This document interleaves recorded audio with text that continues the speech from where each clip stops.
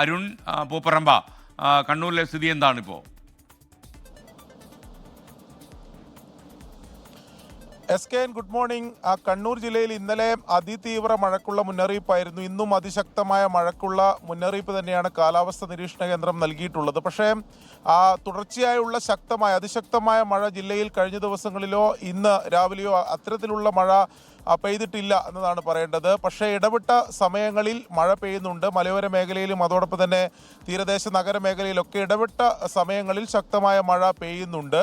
കാര്യമായ മഴക്കെടുതികളും എവിടെയും റിപ്പോർട്ട് ചെയ്തിട്ടില്ല. ഇന്നലെയായിരുന്നു ചാവശ്ശേരിയിലും ചെറുപുഴയിലും ഈ മരം വീണ്, ശക്തമായ കാറ്റിൽ മരം വീണ് വീട് ഭാഗികമായി നാശനഷ്ടമുണ്ടാകുന്ന സാഹചര്യമുണ്ടായി. അതൊഴിച്ചു നിർത്തിയാൽ കാര്യമായ എവിടെയും നാശനഷ്ടങ്ങൾ ഉണ്ടായിട്ടില്ല. ഞാനിപ്പോൾ ഉള്ളത് പയ്യാമ്പലം ബീച്ചിലാണ്. നമുക്ക് കാണാം, കടൽ പതിവ് പോലെ തന്നെ പ്രക്ഷുബ്ധമാണ്. അത്തരത്തിലുള്ള മുന്നറിയിപ്പും ഈ കടൽ ക്ഷോഭത്തിൻ്റെ മുന്നറിയിപ്പൊക്കെ കാലാവസ്ഥ നിരീക്ഷണ കേന്ദ്രം നൽകിയിട്ടുണ്ട്. പ്രത്യേകിച്ച് ഈ പയ്യാമ്പലം അതോടൊപ്പം തന്നെ അഴീക്കൽ മേഖലയിലൊക്കെ അത്തരത്തിലുള്ള കടലാക്രമണത്തിന് സാധ്യതയുണ്ട് എന്ന മുന്നറിയിപ്പുണ്ട്. നമുക്കിവിടെ ഒരു ബോർഡൊക്കെ കാണാം, കടലിലിറങ്ങി കുളിക്കരുത് എന്ന് മുന്നറിയിപ്പ് നൽകുന്ന ബോർഡൊക്കെ പയ്യാമ്പലം ബീച്ചിൽ സ്ഥാപിച്ചിട്ടുണ്ട്.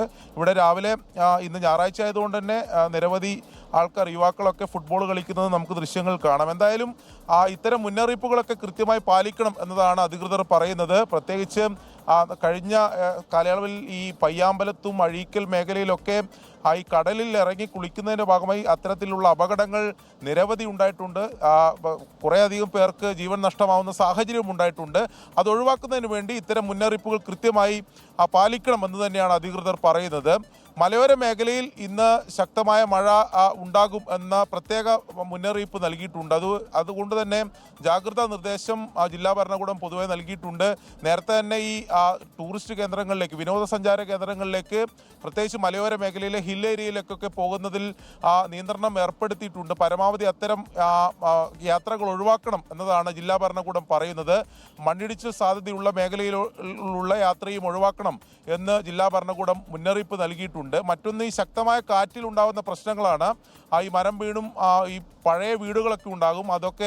അത് അപകടാവസ്ഥയിലുള്ള വീടുകളിൽ നിന്ന് സാധിക്കുമെങ്കിൽ മാറി താമസിക്കണം. അതിനെ ഈ പ്രാദേശിക ഭരണകൂടങ്ങൾക്കൊക്കെ നിർദ്ദേശം നൽകിയിട്ടുണ്ട്. അങ്ങനെ മഴ അതിതീവ്ര മഴയില്ലെങ്കിൽ പോലും ഇടവിട്ട് ശക്തമായ മഴയുണ്ട്. ജാഗ്രതാ നിർദ്ദേശം എന്തായാലും കൃത്യമായി നൽകിയിട്ടുണ്ട്. അത് കൃത്യമായി ജനങ്ങൾ പാലിക്കണം എന്ന് തന്നെയാണ് ജില്ലാ ഭരണകൂടവും മറ്റ് ഭരണ സംവിധാനങ്ങളെല്ലാം മുന്നറിയിപ്പ് നൽകുന്നത്. അരുൺ പൂപ്പറമ്പയാണ് വിവരങ്ങളുമായി ചേർന്നത്.